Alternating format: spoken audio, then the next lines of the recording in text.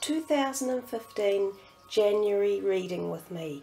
So I just want to take a moment in time to reflect on the fact that we have moved into 2015, or that we will be about to. I'm uploading this in December, and I've contemplated for quite some time on how it is I've wanted to do the readings, because I feel to myself that the way we bring in the new year is quite potently important. It's the thoughts and feelings and actions that we have around the cusp of the new year that relay back a lot to us in how our year is going to move forward.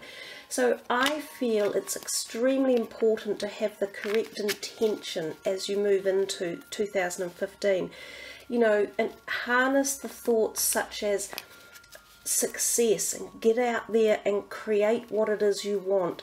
Dream big, be the person that you're wanting to be. Start your journey for 2015 with some fire and enthusiasm, because your year is shaped primarily by you, your thoughts and your actions. So I do honestly believe that old saying, you know, when you see a New Year's Eve and you make New Year's resolutions, although most of us don't stick to our resolutions because we often make them too difficult to stick to, if you make your resolutions a little bit easier, slightly smaller, you know, like small jumps one at a time, they're generally easier to bring into your life and to focus on and to enjoy achieving. So this month we're going to be doing 4 cards. The first two cards are going to represent the first half of the month, and the second 2 cards will represent the second half of the month. And then I'll do 2 little extra things at the end of the reading for you. So here we are, Taurus. Let's see what cards you receive for January 2015, the first month. And for some reason I get the message of blue like this underneath us, and I think of blue as being a really calming vibrational energy, and also that of the throat chakra, so communication, and also this stone here, which is one of my very favorites, lapis lazulite. So maybe this gemstone could be helpful to you in the month of January as well. It could give you some sort of boost and strength. So we might leave that over there then. Let's see what cards arrive.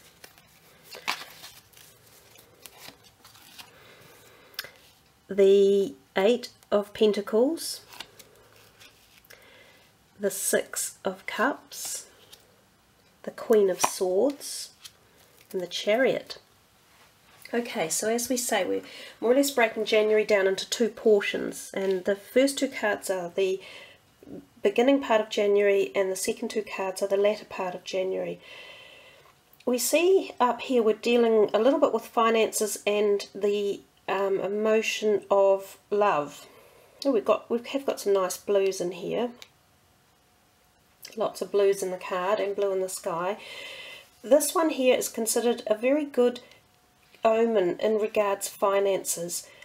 It's steady efforts. It's like saying your progress and your efforts and your work you've put in have been recognized, and you are slowly building up your security, if you like, in finances and career. You're very hard working with it. It's like a labor of love, and you're dedicated and you're passionate about it, and you're busy accruing you're doing all the hard work and possibly not even noticing what's coming in around behind you. So it's a fairly good omen for the beginning of the year. I often think that what we start off with, how we set our foot in the beginning of the year, as I said earlier in the video, is how we can engage the energies to go forward. I realise each month will change, but you can sometimes pull on what you've learned earlier in the year, or the foundations of the energies that you have there. You can reutilize them or call on them again. This is a good financial beneficial card, and it just generally says keep going at that lovely Taurus earth, and you know, earth energy again, that solid, stable, slow and steady progress that you're making is going to keep you going. So there's no need to rush or panic or carry on like a wild thing.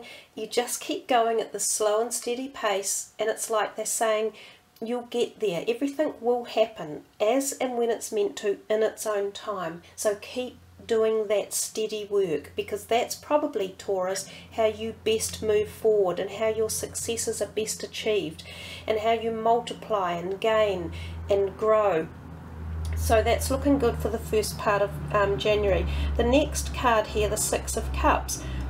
Often we can get the feeling of looking back in time, so looking on past loves, childhood feelings and emotions and thoughts. You may be visiting relatives in January, you know, that you haven't seen for a long time, or old friends, or going back over old when you were a child. Those type of places you may go back and visit or see them or feel their energies coming in.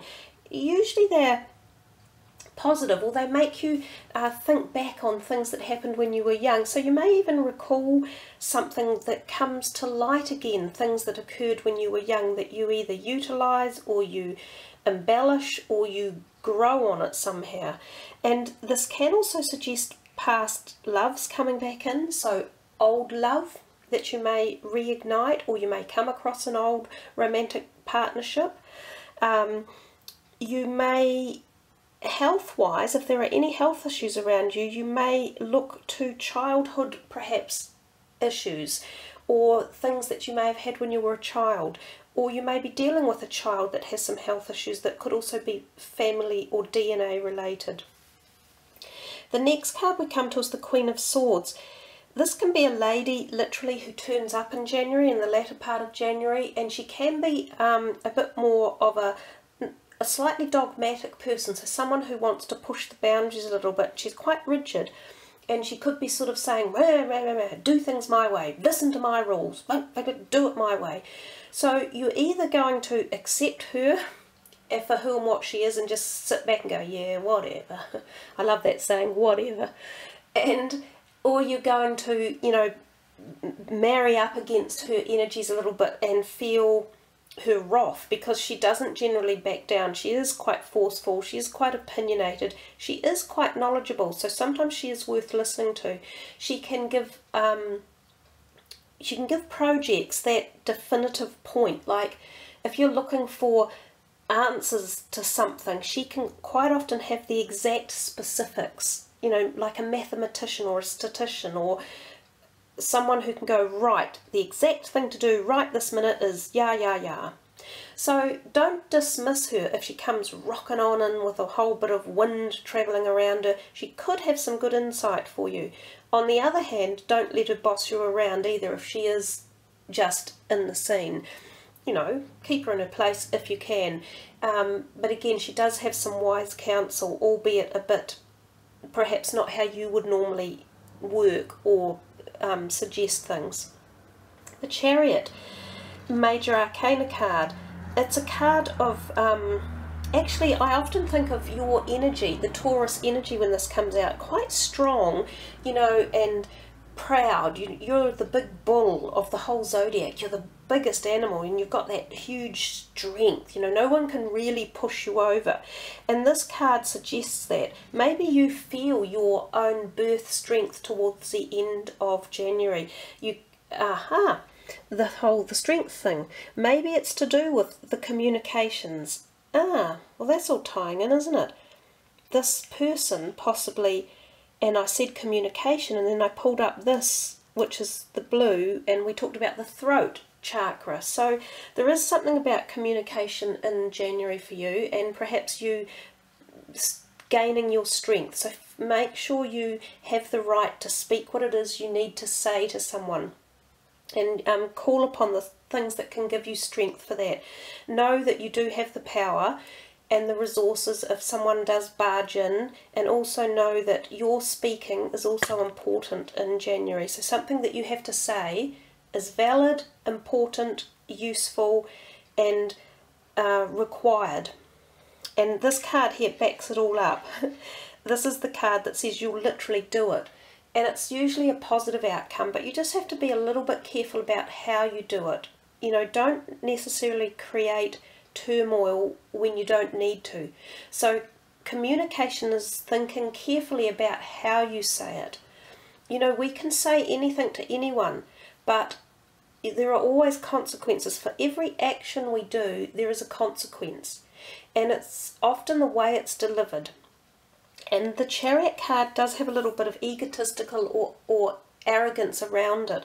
It's sort of the supremacy card of saying, you'll do it my way and you'll do it now. It's almost like there is this juxtaposition here of this lady energy and this energy going, meh. So I don't think it's bad or negative or anything, but I just think it could be quite powerful towards the end of January with some quite strong energetic vibrations from all around. And it could be you in both cases. You might just for the month of January decide, oh, I'm going to stand up and be heard. And if that's the case, that's all fine. But as I say, pick your battles, know how to say it carefully, and yeah, basically. I often think of the Chariot too as a possibility for moving house. Sometimes I see this turn up when you're purchasing even a car and travel. It's a travel card, and it can be about cars, you know, vehicles with wheels. You could possibly buy a new car, or you could be travelling somewhere by car, and sometimes it can be about a new home. Okay, let's move on to the next part of the reading, which are cards that are by Tony Celerino. They are God's, angels and goddess cards, and they kind of often pinpoint our emotional side of our feelings, so not quite so out as the tarot cards. They're a little bit more inner driven. So let's see what one's going to turn up for you.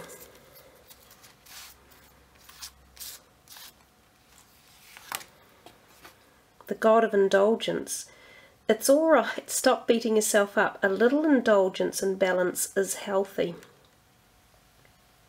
Yeah, and I think we do. We all like to indulge, and I sometimes think over the period of December and holiday and festive seasons, we often indulge in lots of things in many ways. You know, the spending of money, the taking of holidays, the enjoyment of food and beverages and other pleasures in life. It is a period of a little bit of indulgence, and it's good for us to do that, because it kind of it's payback for all the hard work we do. And you did show that you had been doing lots of hard work, and that you also still carry that forth in January.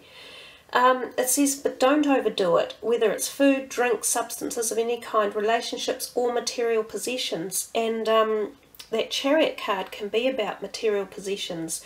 So at the same time, remember that all is valid and all is love. So any excesses that lead to imbalance is just part of us and who we are and what we're dealing with. So it says, don't beat yourself up over the little things you love, but be mindful. Don't deny yourself, but keep it in balance when you do. And try to indulge in ways that nourish your spirit rather than cloud it or suppress it. So I think that is sort of a really little personal message there for you, Taurus, at that very personal level. No one else is going to know what your particular indulgences are or how much you partake of it.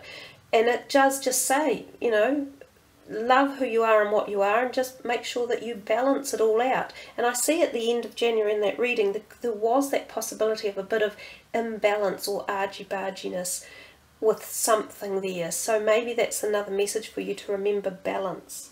Okay, now we're going to take a look at the last card, the higher vibrational energy card.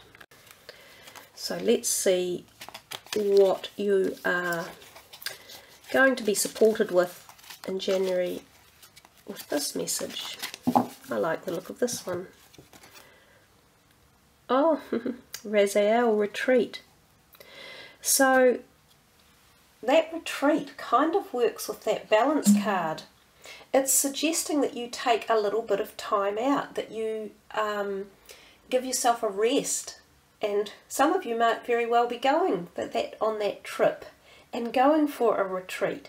So perhaps January is a good time for you to do this, and perhaps some of you are planning on doing it. It seems that it will work really, really well with you. We've also got the blue up here, and the blue in this orb that's floating around.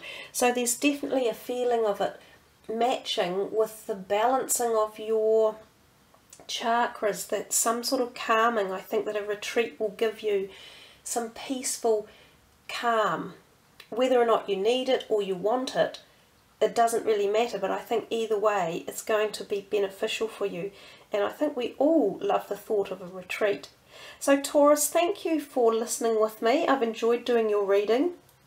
It's been a lovely reading, lots of little nice messages there for you, and if you want to uplift a personal reading with me, just follow the links at the bottom of the video. So much happiness for you in January. Enjoy your retreats, whatever they may be.